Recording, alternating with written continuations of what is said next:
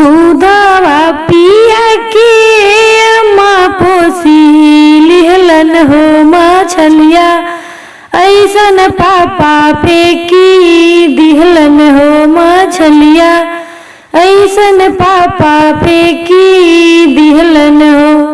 दूधवा पिया के चाची पोसी लिहलन हो मछलिया, ऐसन चाचा फेंकी दिहलन हो मछलिया, ऐसन चाचा फेंकी दिहलन हो। घोड़ावा चढ़ले आवलन सुंदर दुल्हा हो, मड़उआ बीचे महाजलिया डाललन हो मछलिया, ऐसन दुल्हा छानी लिहलन हो मछलिया, ऐसन दुल्हा छानी